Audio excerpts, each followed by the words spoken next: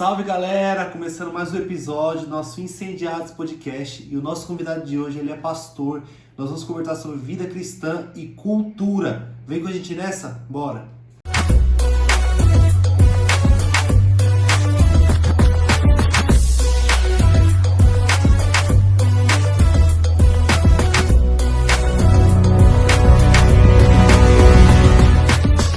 É isso aí galera, começamos. Hoje eu tô aqui com meu irmão, pastor Murilo. E aí, meu pastor, tudo bem? Na paz? Graças a Deus, bênção do Senhor. É uma honra estar aqui com vocês, finalmente, né? Finalmente. Um grande dia.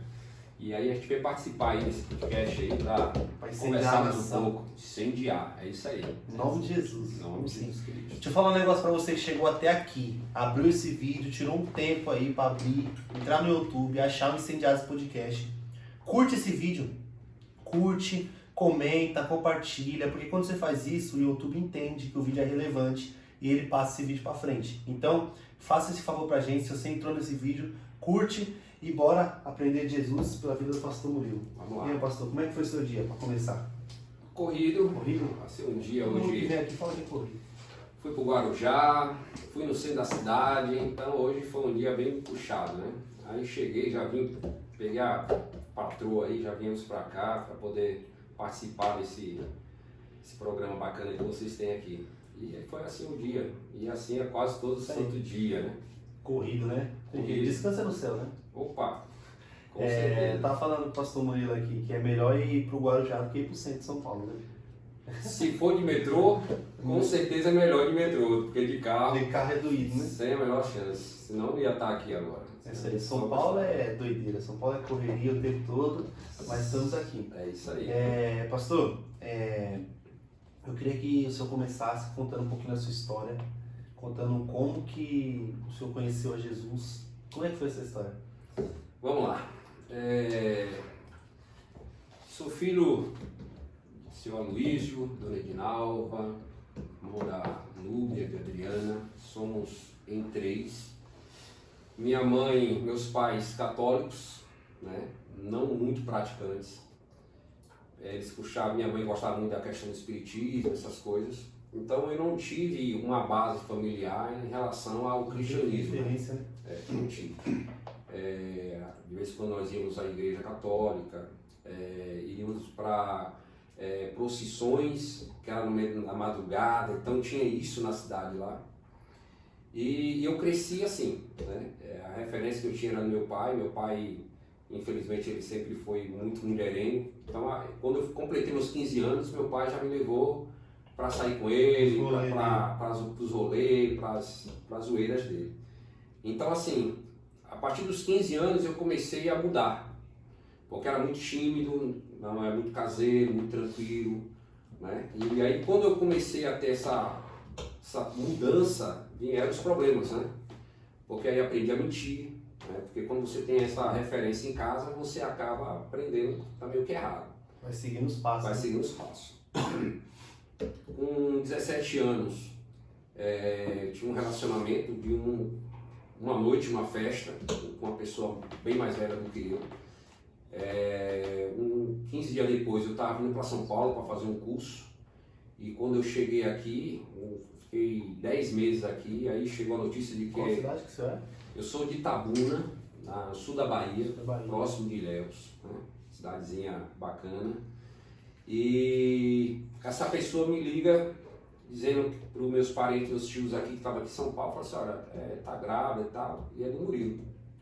E aí eu retornei, fui na cidade dos meus avós, né, que não era na cidade que eu nasci, né, lá em Itabuna, a cidade dos meus avós fica a uns 50 quilômetros, uma cidadezinha pequena, onde minha mãe nasceu. E lá eu descobri, né, que realmente ela tem um filho e tudo mais. Aí eu lembro que eu fui na casa dela, conheci a criança. Aí eu peguei a criança, pedi para ela se podia levar para casa dos meus avós, né, para minha mãe e meu pai ver. Aí ela, não, pode levar. Ele já estava com 6 meses, e era um menino forte, brancão. E aí quando cheguei em casa dos meus avós, aí quando eu saí do carro com a criança, a minha mãe já na janela já falou assim, ei, não sabe nem fazer teste de DNA. É seu filho, é a sua cara daquele. E aí foi aquela situação, né? Todo empolgado, 17, tinha acabado de completar 18 anos. E aí fui, registrei e tudo mais, o garoto, né? Aí, 3 anos depois, eu conheci a minha esposa, a pastora Jocélia. Ela tinha 17 anos, eu já tinha meus 20. E aí, nos relacionamos, né? Ela, para encurtar a história, ela engravidou, né? E no que ela engravidou, eu lembro que os pais dela foram lá em casa, né, para saber, né, a posição, se ia casar ou não, aquela coisa, porque a avó dela deu uma casa pra gente... Se você ia continuar vivo ou não. Isso, deu uma casa pra gente morar. Eu só fui na casa uma vez só, passei uma noite lá e falei, não quero isso pra mim não. E aí voltei e aí os pais foram atrás, né, para saber. E aí nessa dia atrás, eu falei que não iria casar e tudo mais. E aí os pais delas ficaram naquela situação, aí minha mãe, para me ajudar, né, ela disse assim, olha, eu nem sabia que ela tinha pai, porque ela vivia aqui, e aí para um pai ouvir um negócio desse é bem difícil, né? E aí os pais dela na hora foram no fórum e entraram com uma ação lá para poder casar, né? E aí eu lembro que depois dos 15 dias, aí veio como fala? Notificação. A notificação. Os pais dela entraram com uma notificação para você casar com ela. Eu sabia que isso era porque possível. ela era de menor, cidade pequena. Perigo, hein? E aí todo mundo ficou sabendo no bairro, né? Aí eu não sabia o que se tratava, né? Fui no fórum, fui eu e minha irmã, porque eu não imaginava o que era. Eu nunca passei por uma situação dessa, vamos lá ver o que é, né? Minha irmã, quando chega lá no fórum, aí tava a Jo, tava a mãe dela. E aí eu perguntei, o que tá acontecendo, né? Eu falei assim, não, minha mãe, acho que entrou com ação aí e tal. Aí beleza. Aí me chamaram lá, aí o juiz olhou pra mim e falou assim, ó, é o seguinte, rapaz, você vai casar com a mina ou não? Aí eu falei, rapaz, eu não. Aí ele olhou, não vai casar não? Fuzil. Não vai casar não? Tá bom. Aí, fulano, aí chamou um policial lá, né? Aí.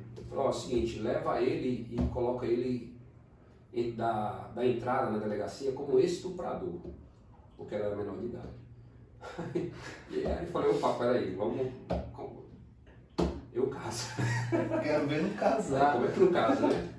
Aí, moral da história, passou acho que uns 3 meses, aí nós nos casamos, né? Aí foi quando terminou o casamento, eu saí por uma porta, ela saiu por outra. E aqui começa a nossa história.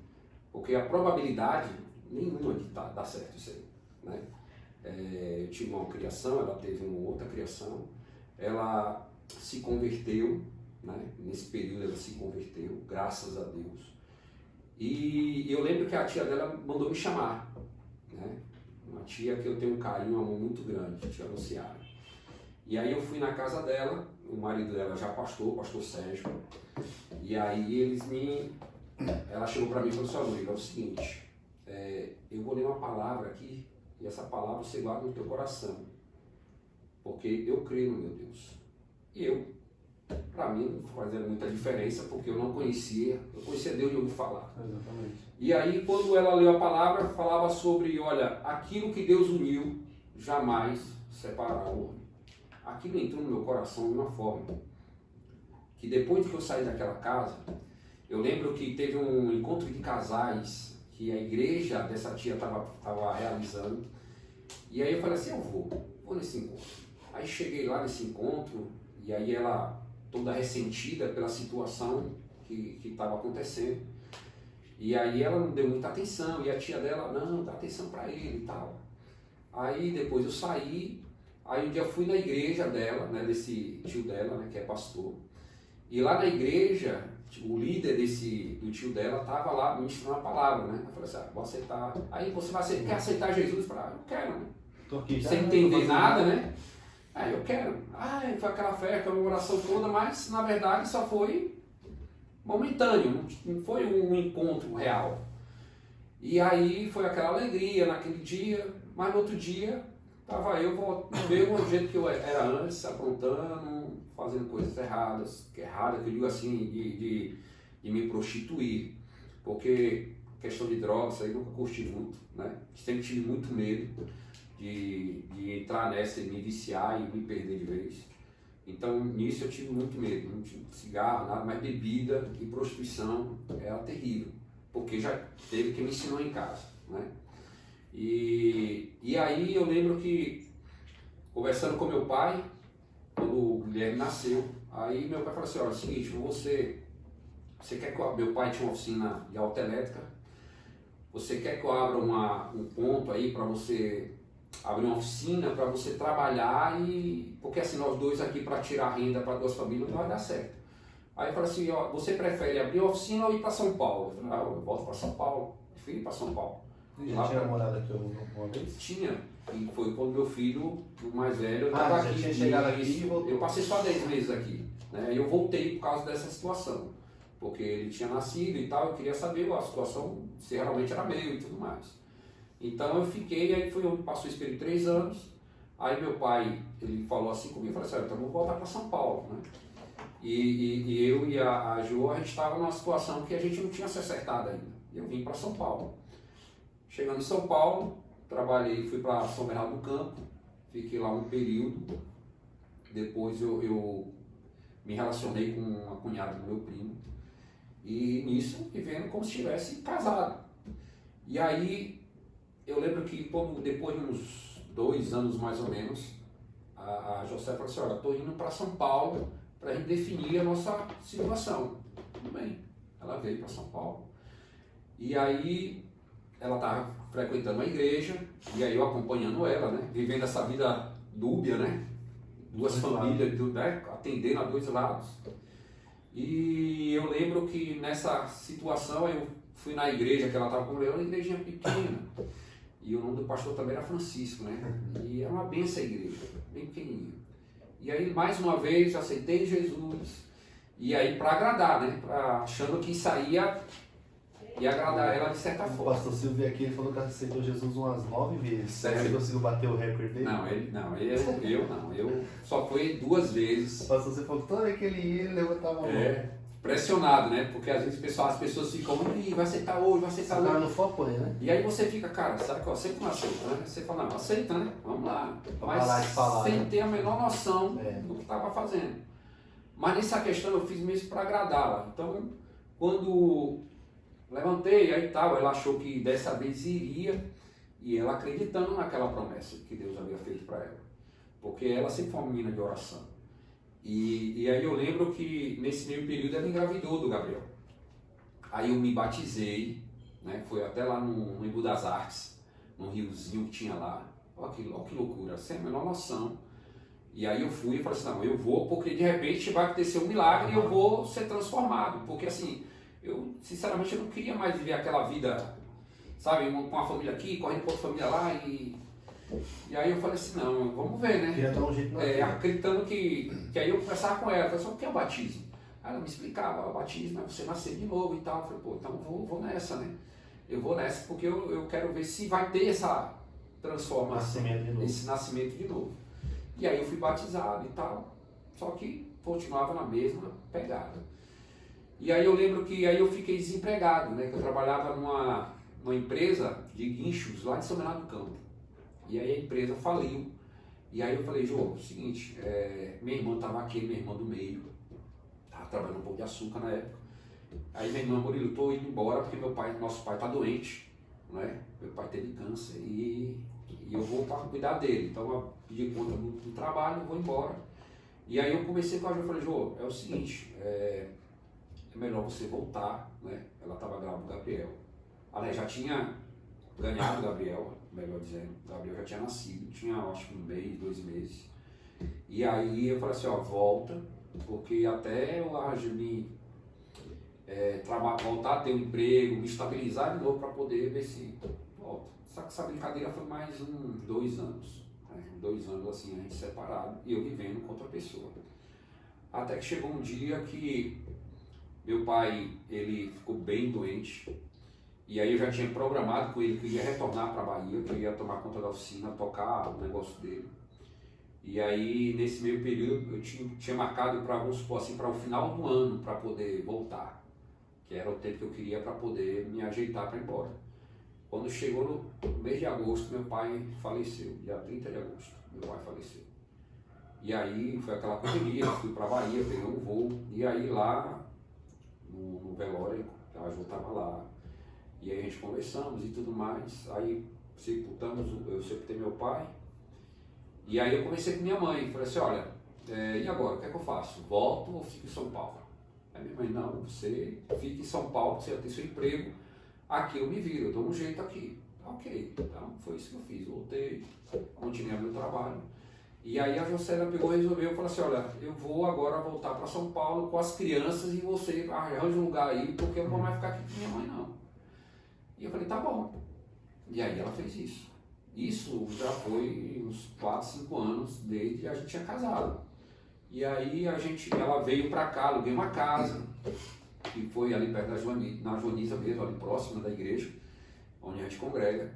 E aí ela voltou, veio, coloquei ela dentro de casa, e ainda continuando essa vida dúbia, né?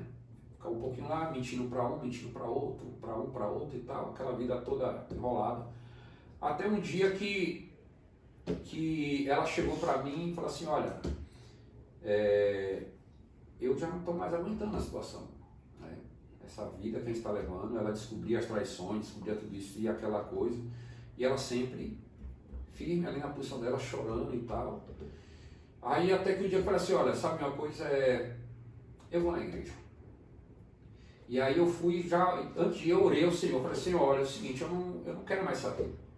Se for dizer com ela, que o Senhor tem algum propósito na minha vida, que o Senhor fale comigo nessa igreja, que ela frequenta, porque eu não quero mais viver assim. E aí quando eu cheguei nesse culto, o bispo Francisco, na época era o pastor ainda, né? O pastor Francisco estava ministrando a palavra e nessa ministração, sabe quando toca o seu coração de uma forma? E aí, quando fez o apelo, quando eu percebi já estava lá na frente. Deu tempo nem de ir. E aí foi real. Esse dia foi real. Esse encontro foi algo assim, tremendo. E aí quando eu cheguei lá na frente, aí eu lembro que a irmã Carminha já saiu gritando, ela estava no fundo, né? Antes era um porãozinho, a igreja, né? Ainda nessa época era um porão.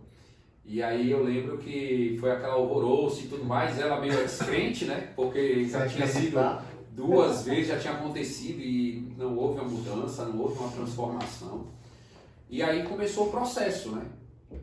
Aí eu tive que me separar da outra pessoa, né? E aí eu comecei a levar a sério as coisas, comecei a me envolver. Eu lembro que tinha um irmãozinho chamado Francisco, Diácono Francisco da igreja. Que eu costumo falar com o pessoal que toda igreja deveria ter um Diácono Francisco. Né? Francisco é comum o nome, tem um monte. Entendeu? Chiquinho. E ele era do tipo do cara que ele ia todo final de semana lá em casa para me levar para a igreja. Sabe aquele cara que pega na mão para te levar para a igreja? Era o Francisco. Em casa. Porque eu lembro que nesse período onde eu me convertei, o Silvio, o pastor Silvio, ele já tinha ido algumas vezes lá. Ele era diácono, né, na época. E ele ministrava, eu pegava as crianças e ia para o quarto, ia jogar videogame, porque eu não queria ouvir. Eu não queria ouvir. Mas é fruto desse trabalho do lar. Né? Então foi o fruto desse trabalho do lar que a gente via. E eu via a mudança da pastora Jocélia. E aí o que acontece? Aí quando eu comecei a frequentar, eu era muito tímido. Eu lembro que me deram a oportunidade para fazer parte dos varões. E aquilo ali eu comecei a tomar gosto da coisa. E aí, daqui a pouco me chamaram para fazer parte do grupo de louvor da igreja. E aí eu lembro que me deram a oportunidade para poder louvar. Nunca vi um louvor tão longo como aquele. Eu lembro que até hoje que era um louvor do Matos Nascimento. 3 minutos de música parecia meia hora de música. Suadeira. E aí eu fui cumprimentar os irmãos, não consegui cumprimentar, tão nervoso que estava. E aí terminei o louvor, sabe você fala, graças a Deus. E aí eu nem agradeci, já fui sentar, chega suava. E ali começou o processo. E ali eu comecei, o Senhor começou a trabalhar no meu coração, começou a tirar aquela timidez que eu tinha. Era muito tímido. Eu tinha vergonha até de pagar o aluguel da casa. Eu pedia para ela, vai lá, paga lá, porque eu tinha vergonha de chegar lá e me assumir como um homem da casa, sabe? Esse tipo de situação. Era muito tímido. Aí Deus começou a trabalhar em relação a essas coisas, né? Então, se relacionar com as coisas de Deus foi o que te deu força para superar o pecado, timidez, tudo isso? Bastante, bastante. Porque aí, e nesse ponto, aí onde entra a questão da mulher sábia, que edifica a sua casa, né? Eu lembro que quando um dia a gente estava em casa, numa festividade do meu filho mais novo, de aniversário, acho que ele estava fazendo 4, 5 anos, o Gabriel, e aí os meninos músicos, né, foram até lá em casa. E aí eu lembro que o tecladista na época, que não era o Marcos, era o Éder, filho do pastor Gildo, chegou para ele e falou assim: ô Murilo, deixa eu te fazer uma pergunta. Quando você não era crente, você batia na sua esposa? Eu tomei aquele susto, né? Por quê, né? Aí, não, porque a Jocélia, ela todas as vezes que ia para a igreja, ela chorava muito, mas muito, muito. E a gente ficava morrendo de dó dela, achando que, ela deve ser espancada. Eu falei, cara, nunca agredi, nunca fui esse tipo de homem. Eu era um cara que fazia muita coisa errada, me prostituía, mas de agressão, essas coisas, jamais. Aí, mas isso magoou, porque eu fiquei, cara, olha como é que é uma mulher de oração, né? A mulher que edifica, a mulher que crê, uma mulher que acredita tanto naquela promessa que foi feita para ela, que ela continua lutando, passa anos e anos. Foram 7 anos esse propósito, 7 anos, longos anos. Pra gente 7 anos passaram. Quando olha para trás parece que foi rápido. Mas foi rápido, mas para quem está no processo foi muito longo, foi muito longo. E aí eu vejo o milagre de Cristo em nosso meio, porque assim, o nosso casamento era um casamento que, tipo, não tinha muito diálogo, não tinha muito, sabe, era mais por obrigação, porque tinha os filhos e tudo mais. Mas aí quando eu aceitei a Cristo, que eu fui tocado pelo Senhor, houve uma transformação. E o milagre que ele fez foi no nosso casamento, porque ela tinha tudo para poder não confiar em mim. Ela tinha tudo para poder, tipo assim, todas as pessoas que encostassem em mim, ela ter, tipo, desconfiança, vai acontecer alguma coisa, porque é da natureza dele. Mas Deus foi maravilhoso nesse ponto, porque ele, além dele restaurar um casamento destruído, ele restaurou o nosso relacionamento, o nosso casamento. Hoje a gente está com 28 anos de casado, graças ao bom Deus, né? A gente tem 20 anos que eu me converti. Então o processo da minha conversão foi dessa forma.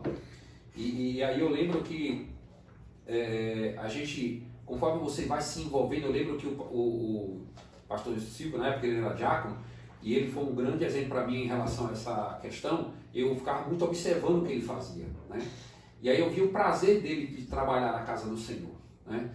Aí eu lembro que quando o pastor Francisco ele me separou para o diaconato, eu lembro que a líder do louvor da época, que era a irmã Vera, ela falou assim para mim: olha, Murilo, já que você agora é diácono, unge os bancos da igreja para a festividade.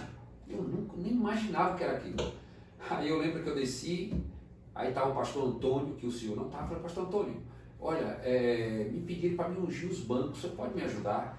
Aí ele subiu, pegou o óleo e falou: mas é ungindo, né? Foi só isso. Vamos lá, né? Ungindo, né? Fui lá ungir os bancos, mas aquilo me marcou, porque assim, eu entendi que eu precisava buscar, eu precisava aprender mais, principalmente na questão da palavra do Senhor. Você entendeu?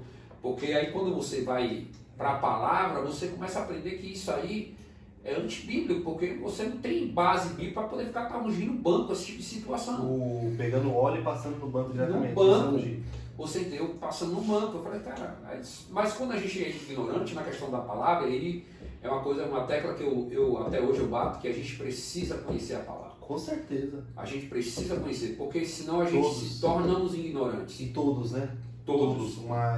Acho que é uma dificuldade universal da igreja, né? Que tem gente que acha que não precisa, né? Acho que é só para os pastores, para os líderes. E isso acaba se tornando uma cultura. Exatamente. Né? Acaba se tornando uma cultura. As pessoas acham que, por exemplo, eu acredito da seguinte forma: é ovelha gerando ovelha, certo? Discípulos, né? Pois é. Coisa que Jesus não é pastor gerando ovelha. Pastor, ele apenas cuida e capacita. Agora, só que quem gera é as ovelhas.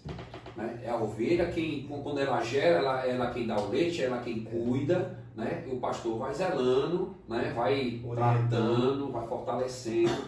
E esse tipo de cultura que é difícil implantar, por exemplo, numa igreja que já vem com a cultura Exatamente. de que, olha, a responsabilidade é do pastor, né? A responsabilidade do presbítero, é dos obreiros, mas a gente não tem responsabilidade. E isso é feito durante tanto tempo, né? Que gera uma cultura. E aí, você vai olhar, uma igreja está fazendo isso há 30 anos.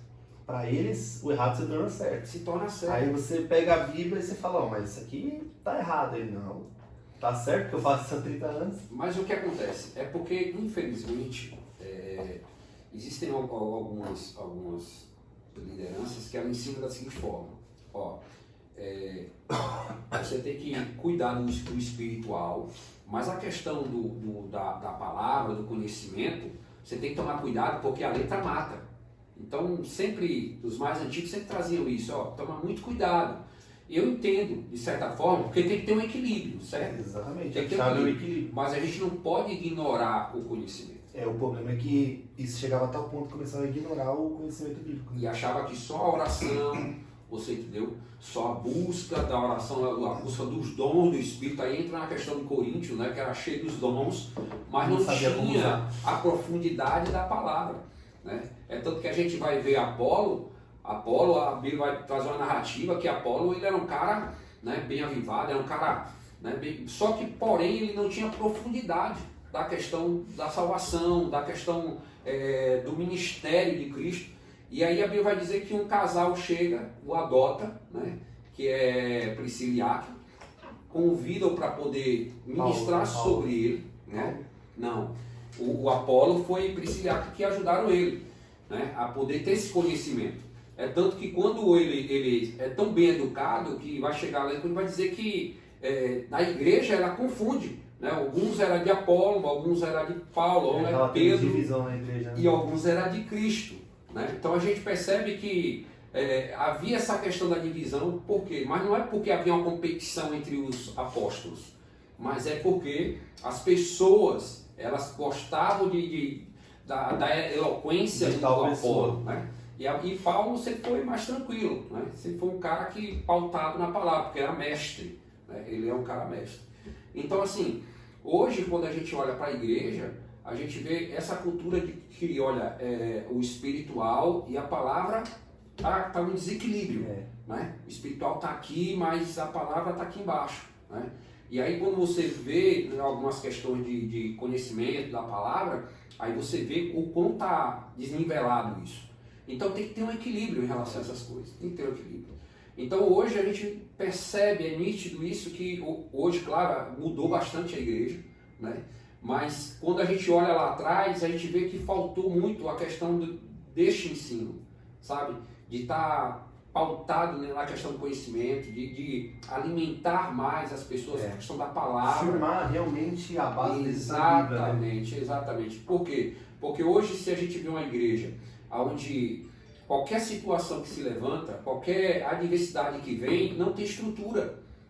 Não tem estrutura. Qualquer assunto mais polêmico, mais difícil. Não tem. E isso me assustava muito em relação a essas questões. Me assustava muito. Tanto que a nossa luta sempre foi de continuar a questão dos estudos, de manter a escola dominical. Porque uma igreja que não tem uma escola dominical, desculpa, não tem como você gerar discípulos. Não tem. Firmados realmente, né? Porque o ensino, né? A aula mesmo, ali você sentar para aprender, isso que enraiza a nossa fé, né? Você tira as suas dúvidas. Exatamente. Você entendeu? Porque aí você consegue equilibrar as coisas. Porque, igual, só o conhecimento não serve de nada. Você vai virar aquele sabidão que... E a parte espiritual, quando você ignora o conhecimento, você corre grandes riscos de começar o tal do fogo estranho, né? É o tal de começar, por que você faz isso? Porque a pessoa tá fazendo do meu lado. Não, mas isso não é bíblico. Cara, eu nem sabia, eu achei que era certo. E vai fazendo, e as pessoas novas vão chegando e vão copiando. É estilo manada, né? Efeito manada. Aí você vai vendo o que o outro tá fazendo, aí você faz junto sem saber. Tá dando certo. Às vezes tá dando certo pra fazer igual. E hoje você vê muita gente que eles imitam línguas estranhas, né? Porque está acostumado a ouvir aquilo ali, entendeu? Mas não tem... Você vê que não é um dom que foi Às vezes não sabe nem por quê. Não sabe. Às vezes não sabe nem por quê. A gente já comentou aqui no episódio do podcast, não lembro qual, que nós vemos muito a busca pelo dom de línguas em específico nas igrejas brasileiras, né? Uhum. E isso, de certa forma, me preocupava um pouco, porque assim, quando a gente lê Coríntios 12, a gente vê os dons, o dom de línguas, como oração, linguagem de oração, ele é o único que edifica a si mesmo. A si mesmo. Ele falado só para você, ele é o único que edifica a si mesmo. E os outros são pro próximo. Todos os outros. Aí isso me fez pensar um pouco, porque, se uma igreja só busca o dom que é para si mesmo, será que essa igreja ama o próximo realmente? Ou será que essa igreja está preocupada só com ela mesma? Porque muitas pessoas buscam, às vezes para aparecer, às vezes para mostrar que tem, às vezes não entendem, mas de toda forma é uma busca para si mesmo. E ela ignora a existência dos outros dons e foca completamente nesse. Então isso, em partes, mostra um caráter individual das pessoas, né? Sim. Tanto que tem algumas denominações que por respeito, não vou divulgar, que existem pastores que eles não podem ser pastores de igreja, pastores locais, se eles não forem batizados com o Espírito Santo e falar em línguas. Você entendeu? Eu acho isso um absurdo, porque você não tem base bíblica para poder impor uma situação dessa.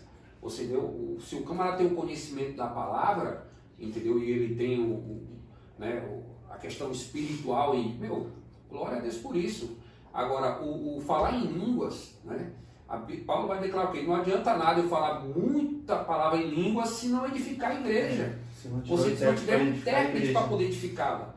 Então, se não tiver alguém para revelar essa língua, não vai adiantar nada. Não adianta nada. Você está orando para si mesmo, então ore e se leve. Você está se edificando a si próprio. Exatamente. A igreja fica...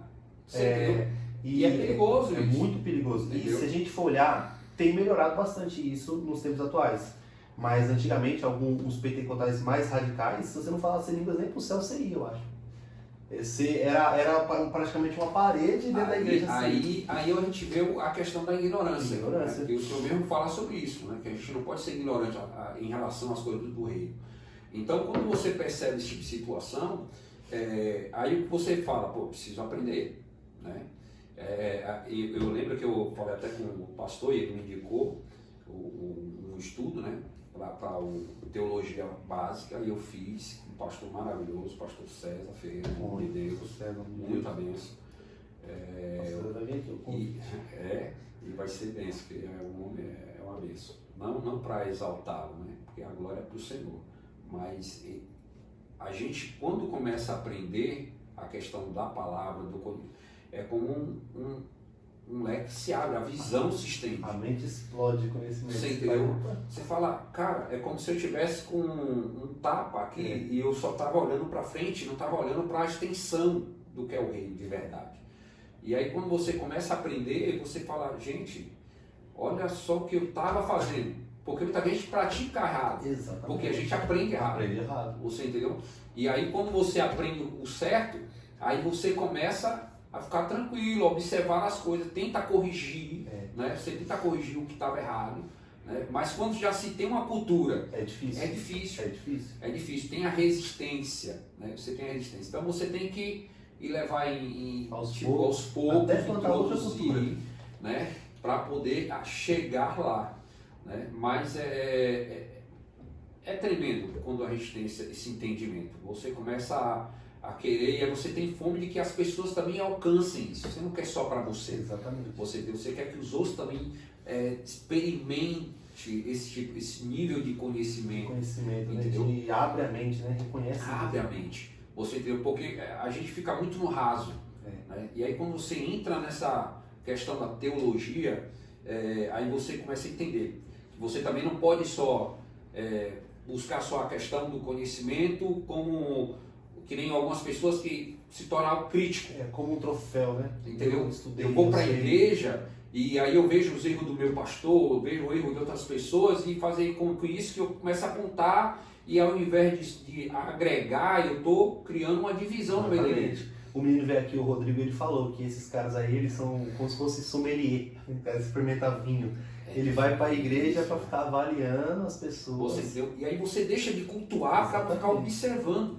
Isso é horrível, isso é horrível.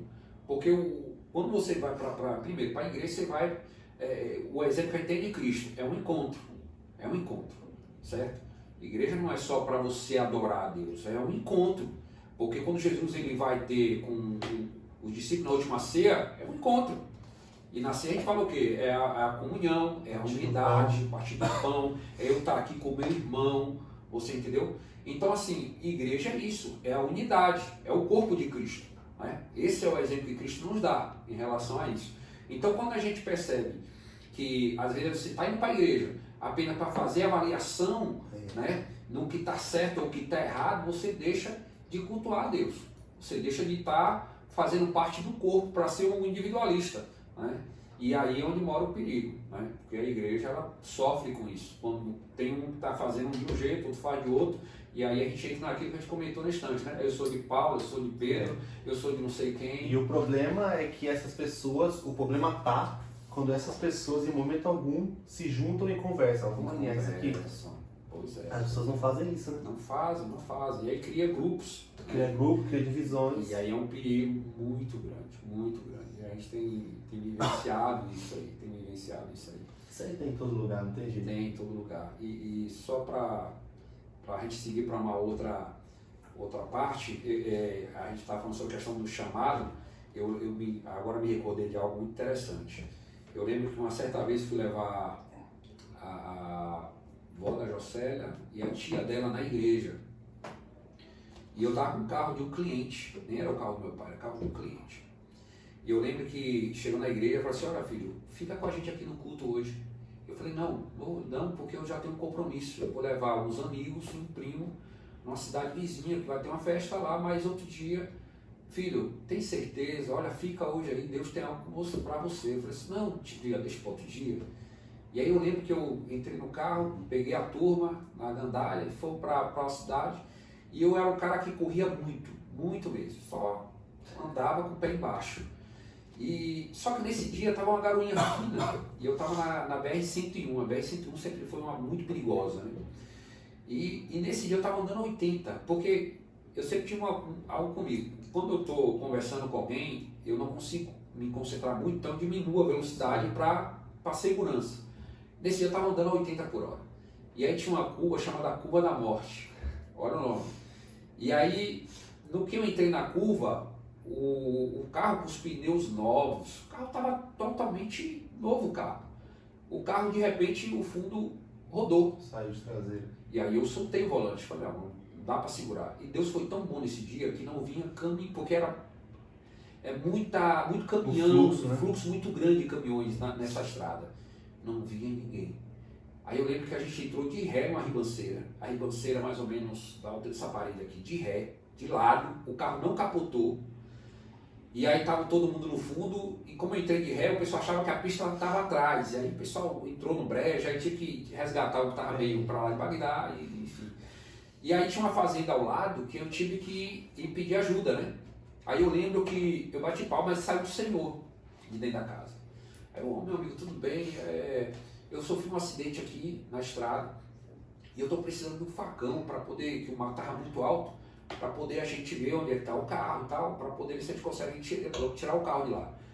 Aí ele falou assim, não, é o seguinte, moço, essa semana, aliás, semana passada, teve um acidente também aqui e um carro cheio, com a família inteira, caiu no mesmo lugar onde você caiu e todos morreram, porque caiu em cima de uma pedra. Todo mundo morreu.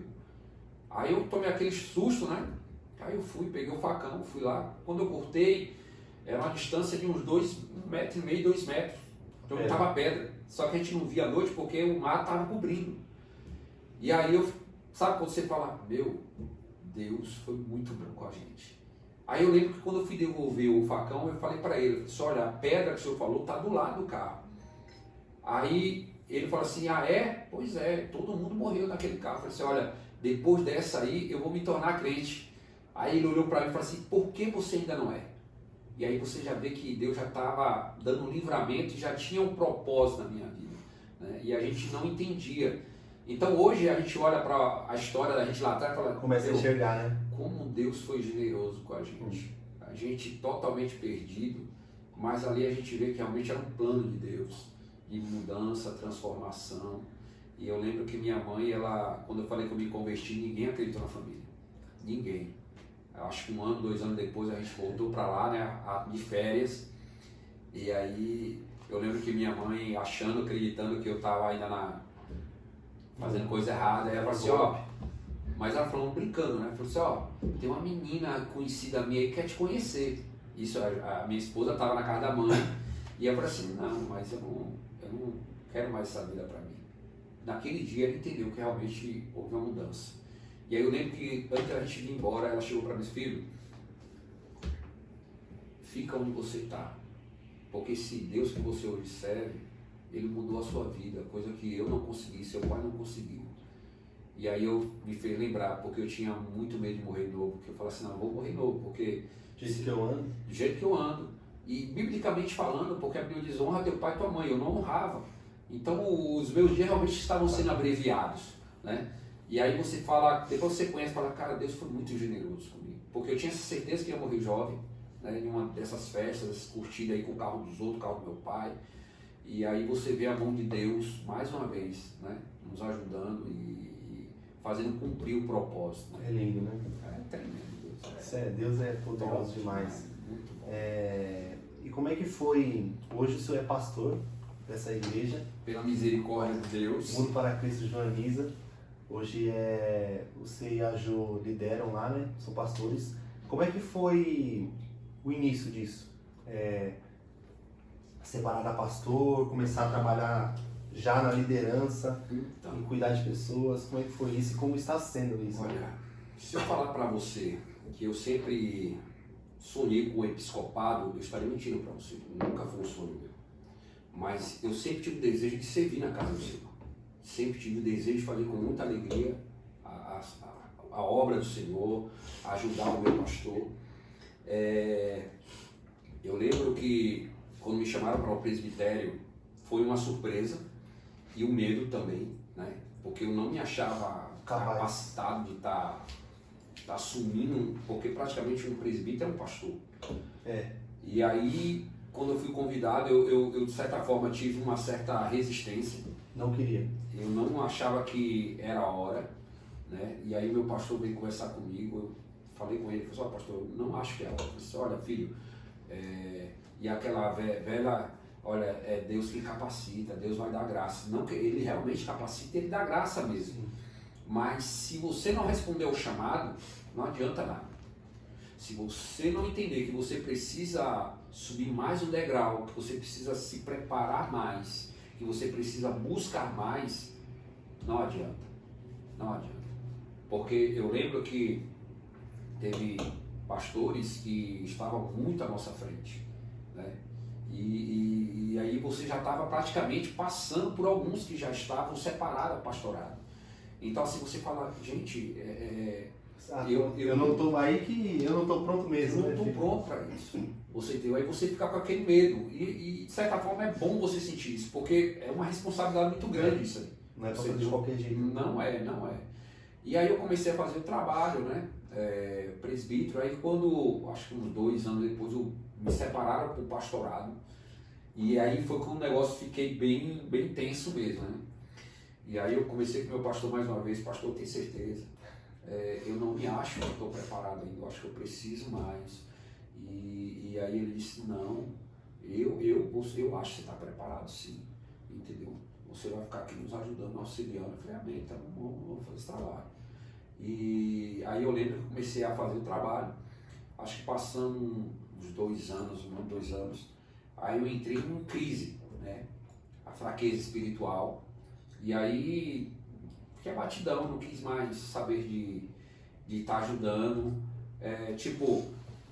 Começava fez ou não fez, tanto faz se vai ter ou não tem, sabe? Quando você está espiritualmente. E aí, eu lembro que um certo dia teve uma reunião de obreiros lá em Santa Amaro. E aí tinha 3 pastores do Rio de Janeiro. E aí cada um pregou uma mensagem. E o último que pregou, ele pregou sobre aquela passagem de Jesus e Pedro. Quando Jesus ele está na praia, Depois Jesus ressuscita. ressuscita, está na praia, ele está lá, prepara tudo para os discípulos. Pedro, quando percebe que é Jesus, ele tira a roupa, entra no mar, vai lá, encontra Jesus. Jesus olha para ele numa conversa e diz: Pedro, tu me ama. Meu, aquilo ali foi como se fosse entrando como realmente uma espada no meu coração. Porque a gente, muita gente fala: olha, eu amo a Cristo, né? Eu sigo a Cristo, eu sigo ao Senhor, mas na verdade não existe um eu aqui dentro.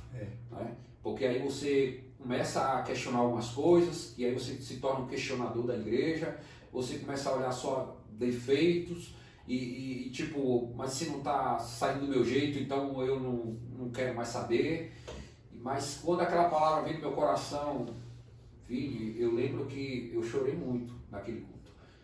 E aí, quando chegou no outro dia, eu fui na casa do pastor e eu pedi perdão para ele. Falei: pastor, a partir de hoje, conta comigo para o que der e vier. E foi, acho que alguns meses que o pastor Silvio tinha saído para poder ele abrir o ponto de pregação, ou seja, dirigir a igreja dele, né? Ou seja, o braço direito do Bispo Francisco não tinha essa pessoa. Não, ele estava sem alguém assim para contar, para auxiliar, para ajudar para subir no telhado, né? Porque meu pastor era tremendo, ele subia no telhado com aquela idade. E aí, quando eu entendi aquilo, que a questão do chamado, a questão da responsabilidade, eu falei: pastor, conta comigo. A partir de hoje, se eu precisar. E naquele dia eu comecei a andar com ele mesmo. Comecei a: ô pastor, está precisando de alguma coisa? Vamos subir. Ô, ele quebrou a... Opa, vamos lá. Vou subir lá em cima. De tudo um pouco. Você ah, bonito, está precisando disso aqui, vamos embora, estamos juntos. Né? Mas foi um processo que eu achei muito importante na minha vida, por quê? Porque a gente teve que aprender de baixo até chegar. E aquilo que a palavra diz. Discipulado na prática mesmo. Na prática. Se você no pouco, você honrar no pouco, Deus te coloca no muito. Né? Mesmo você não desejando, mesmo muitas vezes você não querendo. Mas o nosso querer não importa, o que importa é o querer de Deus. Exatamente. Entendeu? Porque quando a gente entende aquela frase de Paulo: já não vivo mais eu, mas Cristo vive em mim, é o Senhor que é o propósito, é a vontade dele que tem que permanecer. Né? A gente está ali para servir. E essa mentalidade não mudou em mim até hoje, graças a Deus. Eu peço para Deus não tire essa mentalidade de mim, não. Em nome de Jesus. Eu estou lá servindo, às vezes está faltando alguém na boca, vamos limpar a igreja, vamos fazer o quê? É isso, é aquilo, porque eu continuo sendo servo. Independente se eu estou na frente da igreja hoje ou não. Ou se amanhã o bispo Marcos chegar para mim e falar assim: olha, pastor Murilo, o seu tempo aqui, eu vou colocar fulano na frente. Glória a Deus, vamos servir do mesmo jeito. Você entendeu? Porque é essa a ideia do reino. Porque tudo que Deus coloca na nossa mão não é nosso, é do Senhor. O Senhor está cuidando, né? A gente só está zelando para coisa que é do Senhor. Né? Então, nesse período, a gente tem aprendido muito. Entendeu? Muito. Eu e minha esposa, a gente tem aprendido muito.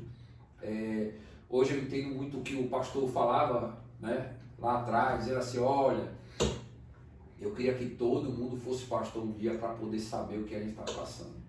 Porque às vezes quem está de fora, é fácil você julgar. Você entendeu? É fácil você dizer assim: ah, mas é fácil eu resolver isso aqui. É fácil resolver os problemas olhando de fora. Não é fácil. Porque igreja, Vinícius, ela, infelizmente, são pessoas. Pessoas diferentes, completamente diferentes. Você entendeu? Não existe ninguém perfeito. Cada um com uma ideia diferente. É um que quer de um jeito, outro quer de outro.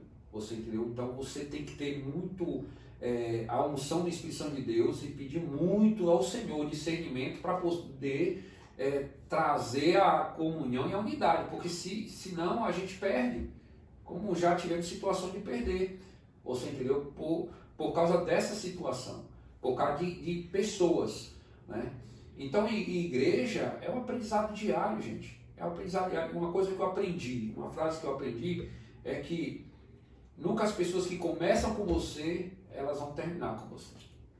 Nunca? Nunca. Você pode começar o ministério hoje com um número de pessoas, mas no final dele, você nunca vai estar com aqueles. Sempre eles vão vir outras pessoas. Eles não vão estar lá. Um exemplo disso, olha José, né? O pai de Cristo. Né? Ele estava lá no começo, mas no final você não vê José lá. Você vê Maria, mas José não. Então isso aí é fato, é fato. Né? Se a gente for olha o exemplo é o ministério, o pastor Silvio, por exemplo, né? A turma que estava lá, Você fala que tem uma rotatividade no... você entendeu? no Dificilmente vai ficar aquela turma até o final do seu ministério, dificilmente isso acontece. Pastor Silvio é famoso, todo mundo fala do Pastor Silvio. Entendeu? Pastor Silvio hoje é meu pastor, né? Não Vasilhas para Cristo. É um amigo, Quase né? um tempo, amigo do pastor Murilo, era pra ele estar aqui hoje, mas ele deu cano. Deu cano seco. E ele vai ouvir isso aí. Ele vai ouvir, o pastor pode estar aqui, pastor. Pastor Silva, olhando aqui, mais ou menos na mesma época que o senhor foi separado do apostolado, ele já tinha saído, e isso já tem... Não, eu era pastor, mas assim, eu não era um pastor atuante, digamos assim. Mas já era pastor? Já era pastor. O pastor Silvio, na época, ele já era mais próximo do pastor Francisco. Então a gente não vê essa necessidade de estar mais próximo, porque já tinha alguém fazendo esse trabalho. Eu estou falando isso para fazer um comparativo do tempo, né? Porque hoje já são 13 anos que o pastor Silvio lidera uma igreja, né? Uhum. E durante esse tempo são muitos processos. Sim. Estou falando do pastor Silvio como exemplo, que é o que eu estou ali do lado e vendo esses processos. Eu quero perguntar para você sobre isso. Por quê? A gente falou de cultura. A gente falou sobre cultura. E para você plantar uma cultura, isso gera um tempo. Isso gera dificuldades. E o pastor Silvio, hoje, depois de 13 anos, muita coisa muda ali. Muita coisa, muitas pessoas mudam. E isso eu acredito que seja uma dificuldade que os pastores carregam de permanecer firme no propósito bíblico ali, mesmo que os tempos e estações mudam, as pessoas mudam, mas o direcionamento bíblico é o mesmo. Isso você passa por isso lá também, com certeza, né? Ah, com certeza, não tem a sombra de dúvida em relação a isso. É tanto que quando nós assumimos a igreja, eu lembro que aí onde é a questão dos acertos e erros, né? Aí eu impus uma regra, falei assim, olha gente, ou quem quiser tocar, quem quiser dançar, por exemplo, tem um grupo de gestos na igreja, tem que ir para a escola dominical. Então eu impus isso aí para eles, né? Porque eu entendi da seguinte forma, eu me lembrei do povo lá no deserto, né? Que aí o Senhor criou as leis para disciplinar as crianças. Essa é a grande verdade, né? Porque até então não existia, ele não tinha noção do que era pecado. Então veio a lei para o quê? Definir o que é errado, o certo e errado. Exatamente. Né? Definir limites. E aí eu falei, peraí, mas... Porque quando a gente estabeleceu a escola dominical, o que acontecia? O pessoal ia quando queria ir, tipo, não tinha compromisso, né? E eu falei assim, não, isso está errado. Isso está errado. Então, assim, vamos mudar. Né? Vocês querem brincar no playground? Então, vocês vão ter que primeiro fazer o dever de casa. Até porque para fazer qualquer ministração, se você não tiver o conhecimento bíblico, você acaba fazendo coisa errada, bagunça. Você entendeu? Aí, senão você acaba se tornando, sabe o quê? Ventrílogo. Você fica imitando, né, outras pessoas que estão fazendo... Tá dando certo, às vezes. Tá dando certo. O que tá a música do momento. Exatamente. Aí você vai ver a maneira como outra pessoa ministra ou outra pessoa prega, aí você quer pregar igual, você entendeu? Mas você não vai na fonte. Você já quer tudo mastigado. Tá tudo aqui, né? Você quer tudo mastigadinho, porque o outro já fez. E não é isso. A ideia é que você tenha esse conhecimento, porque como eu posso falar de um Deus que eu não conheço? Exatamente, não tem condições. Como menos adorado. Como eu posso ser testemunha? Porque ser cristão é isso, você é um testemunha de Cristo. Você é um pequeno Cristo. Como que eu vou ser um pequeno Cristo se eu não conheço o Cristo de verdade? Se eu não conheço qual é o propósito? Eu não sei qual é o meu propósito. Eu vou querer ser igual ao modelo se eu não conheço o modelo. Não tem como, você entendeu? E se eu ficar me baseando apenas no que os outros estão fazendo, como é que vai crescer dessa forma? Não tem como crescer, você só vai crescer se você buscar na fonte. Conhecimento certo. Na fonte. Se não, você não consegue. Então eu tive um pouquinho de dificuldade em relação a essas questões. Você entendeu? Mas não é por força nem violência e tudo mais. Não, mas não estou fazendo obrigando você a estar. Só que se você quiser dançar, se você quiser tocar, você tem que passar aqui, ó. Porque é o certo. Porque infelizmente a gente tem a questão cultural. A pessoa vem tocar aqui, vem dançar aqui. e não passa pelo discipulado. É. Você entendeu? Não passa pelo discipulado. Então, quando você pula fases, você tem dificuldade de retornar e começar do zero. Começar de novo, porque você já achou que aquilo era certo. Aquilo Você entendeu? E aí, quando você já faz aquilo que você gosta de fazer, né? Aí você não quer fazer mais nada. Aí você não quer estudar, você não quer se empenhar. Por quê? Porque não teve o processo de discipulado. E aí onde a gente pega, a gente hoje isso nos dá uma alegria, porque a gente vê que alguns entenderam a filosofia ou o que a gente pensa em relação ao que é o reino, o que é o discipulado. Hoje você vê jovens lá pregando que você fica feliz da vida. É que na cabeça de um líder, quando a gente fala, ó, é para vir estudo bíblico, a gente imagina que todo mundo vai ir, né? Mas não é assim que Não funciona. é assim. Não vai. Não vai. Não vai por causa disso que eu acabei de te falar. Porque já pulou o Não processo. quer mesmo. Aí não vai. Porque hoje, tipo assim, é porque não entendeu aquilo que a gente está falando aqui. Que não eu falei a questão de Paulo. Né? Não vivo mais eu, mas Cristo vive em mim. Mas eles não entendem dessa forma. Vamos supor, se eu gosto de cantar, né? O microfone está ali na frente, eu quero apresentar algo, mas não passou pelo processo de eu me humilhar, de eu aprender, de eu valorizar um pouco para chegar até onde eu quero. Você entendeu? Não entende. Você entendeu? Então é esse tipo de dificuldade que infelizmente nós estamos trabalhando e a gente está vendo frutos, né? Vendo frutos, e isso a gente nos alegra muito, né? Tem dificuldade, todo lugar tem. Se você perguntar para todos os pastores que vieram aqui, ou os que já passaram aqui, com certeza eles já falaram, olha... Não só os pastores, qualquer um. Qualquer um, porque não existe igreja perfeita. Não existe. Por que ela não é perfeita? Porque tem ser humano lá dentro. Ser humanos falhos. Você entendeu? Todos nós somos falhos. E a gente está na igreja simplesmente porque entendemos que somos falhos, limitados. Precisamos da salvação. Precisamos de um Deus que é perfeito. Precisamos de um Deus que é santo. De um Deus que nos ama e nos ensina. Porque se a gente não tiver esse entendimento... E foi para isso que Jesus veio na Terra, né? Verdade. Fala que ele veio pelos doentes, não pelos sãos. Verdade. Senão, se a gente já é são, o que a gente está fazendo ali? Ele está cuidando da gente, ele está nos libertando a cada dia. E essa é a consciência de pecadores que precisam de Jesus Todo e tempo. querem mais, e sou fraco, mas com Deus nós sim podemos alcançar a glória com Ele, morar com Ele um dia. Essa é a nossa esperança. Sim. Essa é a nossa esperança que nos guia todos os dias. Verdade. Então ele quando ele olha um coração humilde, de eu não quero nada, minha vida não é importante, é aí que Deus manifesta a sua glória. Verdade. Se a gente olhar pelo outro lado daquela pessoa que acha que ele já tem tudo, que ele já é são, que ele acha que ele não tem mais nada para aprender, não é um ambiente que Deus ele gosta de operar. Ele não vê humildade, né, no coração dessas pessoas. Inclusive isso gera vários problemas, né? Tanto para ela, porque ela não consegue crescer em proximidade com Jesus, porque às vezes ela acha até que o próprio Jesus não tem mais nada para ensinar para ela. Porque é aquilo que a gente falou sempre, é o tal do equilíbrio. Tem que O ter. equilíbrio, tem que ter um equilíbrio em tudo, o equilíbrio da gente entender até onde o nosso conhecimento é válido e até onde o nosso conhecimento faz com que a gente levante a cabeça e fale, não precisa de mais nada. Porque aí entra o problema, porque a mensagem do Evangelho é negar a si mesmo. Né? E aí eu acho que a grande luta, de principalmente quem está lá na frente, é a questão do orgulho. Né? Do orgulho. Porque quando você permite que o orgulho entre, é bem complicado. É uma arma poderosíssima de Satanás. É bem complicado. Eu lembro de um certo fato, quando teve aquele ataque nas Torres Gêmeas, o céu americano fechou. Ninguém Não passava nada. né? Não passava nada.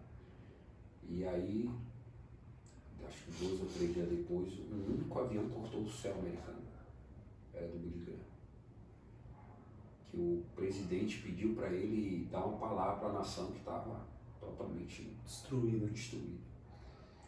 E quando ele terminou aquela mensagem, tinha 2 pastores que estavam ministrando sobre a vida dele, dizendo que não era ele, era o Senhor. Para que ele não achasse que era Ele o que dom podia. era dele, ele é que era. Então assim, tinha pessoas que me diziam, olha, você é apenas um instrumento de Deus, você não, sabe? mostrando quem ele era de verdade. Entendeu? Para que ele não chegasse a achar que... Porque ele foi um cara que foi na Rússia, né? Foi na Coreia, Brasil, fechado. Então, assim, um cara que foi em lugares que ninguém tinha ido. Entendeu? Então, assim, aí você vê, e quando você vê a mensagem que ele traz, né? A mensagem do Billy Graham, é uma mensagem simples, objetiva, né? Evangelho. Evangelho. Não tem essas mensagens que hoje a gente enfeita demais, né? Faz muita, entendeu? Então você vê que é simples, mas olha o alcance, né? E você vê um estádio lotado de pessoas sedentas, né? Então, quando você vê isso aí, você vai olhar o processo do camarada para chegar naquele nível, né? Você vê que, olha o que está por trás dele, né? Então, assim, é um aprendizado todo dia, cara, é um aprendizado. E se você achar ou pensar por um momento que tudo que está acontecendo à sua volta é por sua causa, acabou tudo. Acabou tudo. E os grandes homens de Deus, como Billy Graham, tinham essa consciência, né? Não sou eu. Já estou aqui apenas carregando uma mensagem. Exatamente. O mensageiro nunca é maior do que aquele que enviou a mensagem. Olha o exemplo também do Saulo, né? Quando ele fala a mesma coisa. Quando ele tem um encontro com Cristo, ele se humilha, né? Ele fica totalmente dependente, porque ele fica cego, ele tem que ir até a solução, né? E essa dependência que às vezes as pessoas têm dificuldade de entender isso aí. E quando ele fala também que, do qual eu sou o principal dos pecadores, o maior. Ele se coloca. Ele se coloca. Ele se coloca. Ele se coloca num lugar de, eu sou o mais necessitado aqui. E eu acho lindo a questão do Paulo, é a questão quando ele coloca, olha, tem um espinho na carne. E todo mundo tem essa, qual é o espinho na carne? Eu acho que essa é a grande sacada, né? Porque aí revela o quê? Um cara que tem suas falhas, mas um cara que persevera. Exatamente. Né? Persevera ali na oração, súplica e fazer a vontade do Senhor mesmo com uma fraqueza que ele tem. Que pode ser muitas coisas. Pode ser muita coisa, né? E aí vai da imaginação de cada um. Mas eu acho que foi uma sacada assim fantástica, né? Para ele mesmo não se colocar, olha, eu sou. Não eu sou. É ele. E a gente está falando de um cara que foi até o terceiro céu, hein? Fariseu, conhecia a lei de ponta a ponta. Aí teve a revelação de Cristo, fundou várias igrejas, escreveu quase todo o Novo Testamento. E esse cara falou, uma peça fundamental, eu sou o principal dos pecadores. E ele declara isso humildemente, falando uma situação dessa. Então, assim, Paulo é inspirador, né? Você vê, assim, pela humildade que tinha, e ele era um mestre. E quem era, né? Ele era um mestre. E todos os outros apóstolos, você vai ver que eram pessoas muitas vezes indultas, não tinham muito conhecimento. Mas Paulo não, Paulo ele era mestre. Ele era mestre da lei, fariseu. Mas ele se apresenta humilde. Exatamente. Tanto que nas cartas ele chega assim, olha, eu não vim trazer persuasões humanas do meu entendimento, mas o poder é a palavra. Né? A palavra de Deus, o evangelho é o poder de Deus. Então ele sempre se anula para mostrar Jesus Cristo. Exatamente. E eu acho que hoje a gente precisa muito disso. Todo mundo precisa disso aí. Entendeu? Porque no dia que a gente perder isso aí, meu amigo, já era. É ladeira abaixo. Entendeu? Ladeira abaixo. Porque às vezes as pessoas, por não ter o discernimento espiritual, vê alguém falando em línguas, vê alguém pulando, saltando ou falando eloquentemente, bonito, né? Bonito, aí, isso aí é um homem de Deus. Mas pode não ser. Exatamente. Lá em casa, como é que tá? E em casa, será que é? E no seu trabalho, e aonde? Você entendeu? A gente vê a aparência, mas não vê aquilo que é o profundo, aquilo que realmente onde somente o Senhor conhece. Né? Então, Deus é show demais.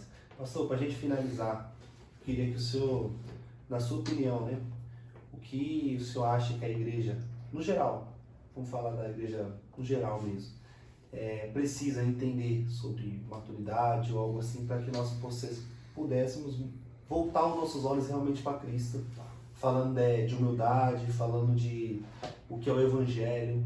Qual o senhor acha que é a maior dificuldade e o ponto que a gente precisa corrigir? Ou os pontos, né? Tá, vamos lá. No meu ponto de vista, eu vejo que hoje a igreja, de uma forma geral, a igreja está muito voltada para si, para dentro da igreja. Quando, na verdade, o chamado é para fora. A eclésia é de dentro para fora. Chamados para fora. Entendeu? Então a gente está muito preocupado com ensaio, a gente está preocupado em apresentar algo, né? É para o Senhor, glória a Deus por isso. Mas a questão do eclésia, do chamado, do ide, de buscar, isso tem faltado. Isso tem faltado. Você entendeu? As pessoas estão muito preocupadas em apresentar-se, mas está esquecendo do próximo. Está esquecendo do reino de uma forma geral. Lá de fora. Você entendeu? A gente está muito naquela questão do, olha, é só o meu povo. Não, mas tem que ter aquela questão do reino de uma forma geral, entendeu? A igreja tem que ser cristocêntrica? Sempre. Com certeza. Sempre. Mas a gente não pode deixar de entender que todos nós somos potenciais pastores para outras vidas, para ministrar a palavra, para alcançar essas vidas, para cuidar dessas vidas e tirar um pouquinho dessa cultura do que somos nós aqui, é o nosso grupo, é a nossa igreja, entendeu? E os outros que se virem. Se vira para lá. E não é isso. E esse é um trabalho de todos, né? Alcançar pessoas é um trabalho de todos. Não, independente de placa, independente de ministério, independente dessas questões. O reino do Senhor, ele é um todo. O corpo não existe um corpo separado, mão separado do corpo. Não, é todo, tem que estar agregado ali junto. Jesus tem uma igreja. Uma igreja só. Lá em cima não vai dizer assim, olha, eu sou da congregação, não, eu sou da Assembleia, eu sou da Brasil para Cristo, eu sou da Mundo para... Não, eu sou da Vasilha para Cristo. Não, lá não vai ter nada disso. Então, assim, quando a igreja entender que a gente precisa conhecer esse livro, que não pode ser algo que a gente só abre como uma necessidade, mas tem que ser algo diário. Algo vivo. Vivo. Porque isso aqui, fechado, realmente é um livro, mas aberto é a boca de Deus falando. Aqui nos ensina de tudo, de como ser um homem de Deus, como ser um marido, como ser um pastor, um diácono, como ser um obreiro, como ser um servo. Aqui ensina tudo isso. Como ser a igreja de Jesus.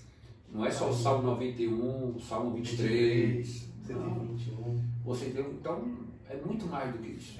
Então, a igreja ela tem que parar de pensar apenas em si próprio, de só saber de apresentar algo de quatro paredes e sair das quatro paredes e alcançar lá fora.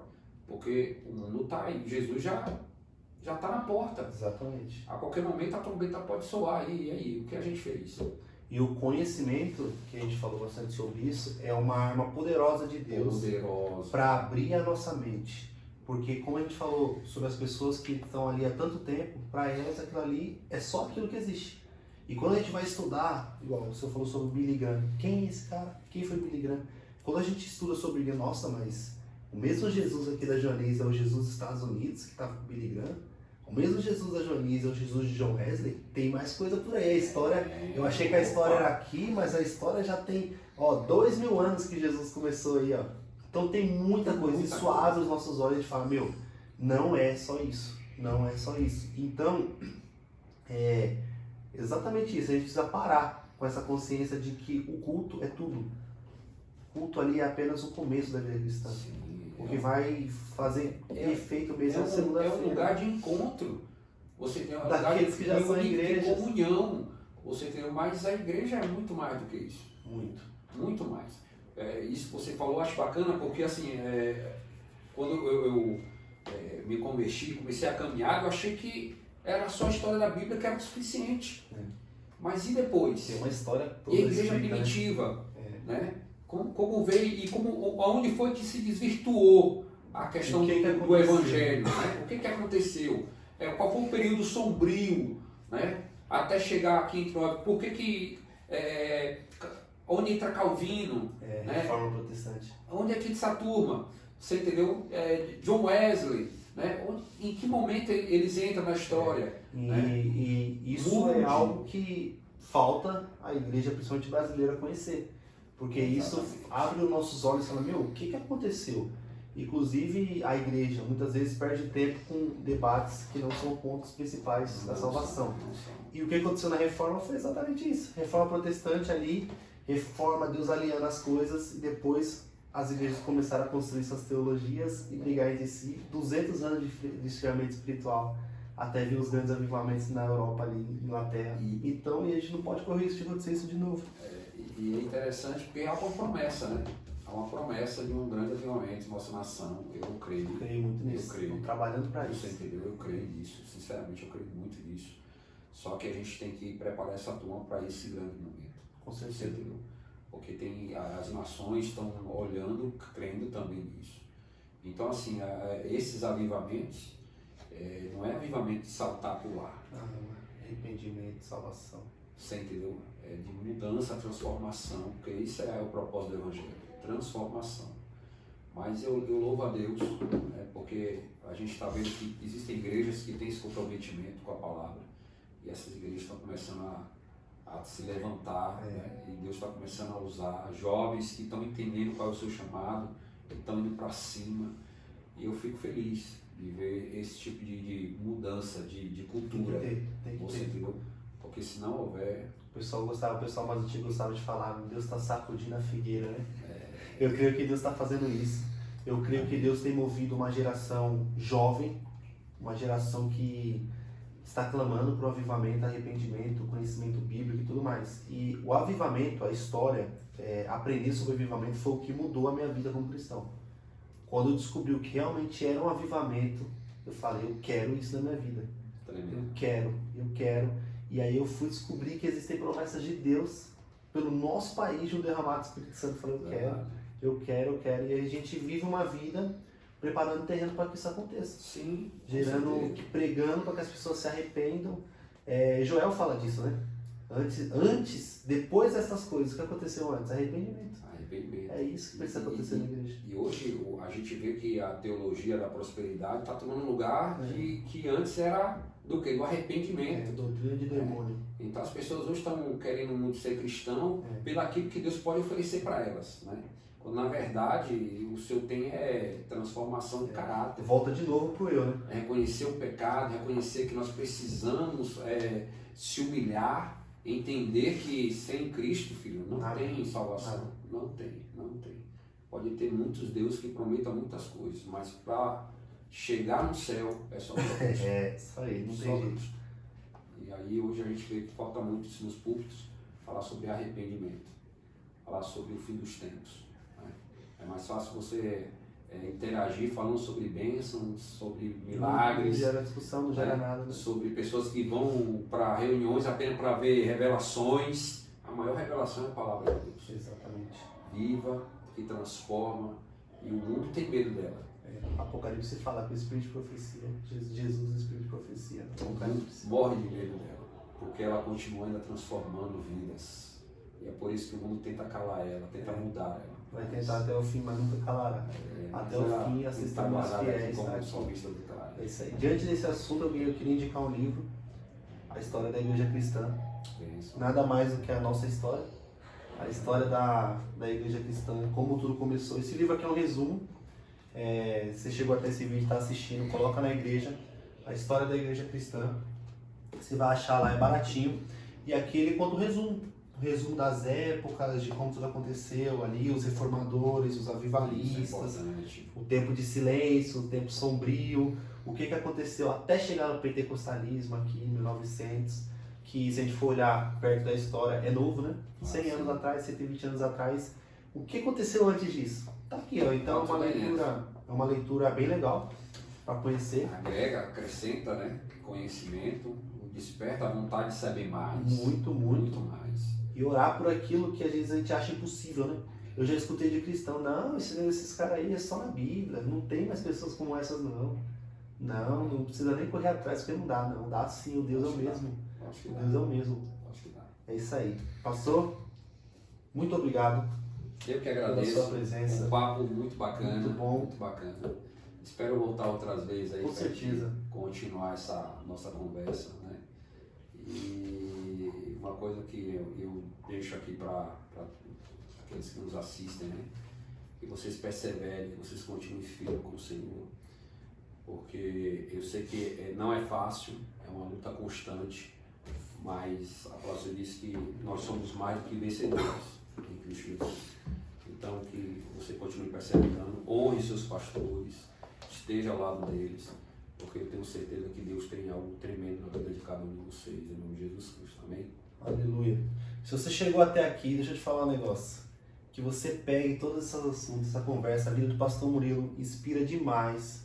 Deixa o seu gostei aí, curte, compartilha, comenta bastante e pregue a mensagem do Evangelho. E lembre-se sempre, você acabou de ser incendiado pelo amor de Jesus. Um abraço e até a próxima. Deus abençoe.